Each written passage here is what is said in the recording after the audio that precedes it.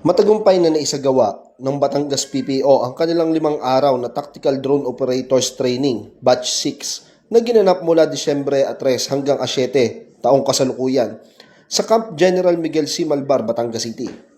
Ang pagsasanay ay isinagawa sa ilalim ng pamumuno ni Police Colonel Giovanni Emerick A. Sibalo, ang Acting Provincial Director ng Batangas PPO.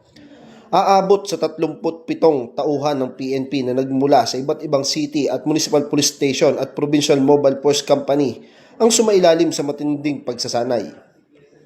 Ang mga bagong drone pilot na ito ay formal ng kabilang sa drone squadron ng Batangas PPO na tinatawag na Raven, isang malaking dagdag pwersa upang panatilihing ligtas at mapayapa ang lalawigan ng Batangas.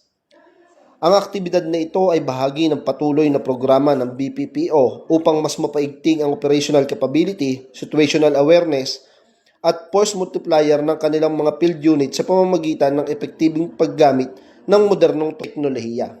Pinangasiwaan at pinamahalaan ang pagsasanay ni Police Captain RGM Gonzales kasama ang kanyang training team.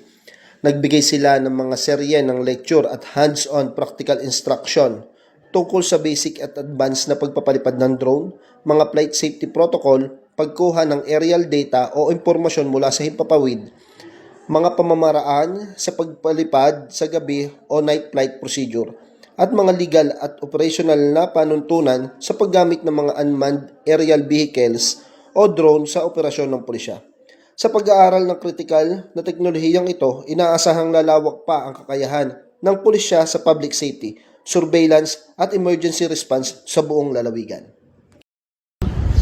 Mula dito sa Calabarzon, ako po ang inyong Police News Network Correspondent, Patrolman Joshua Cruz, alagad ng batas, tagataguyod ng Balitang Pulis.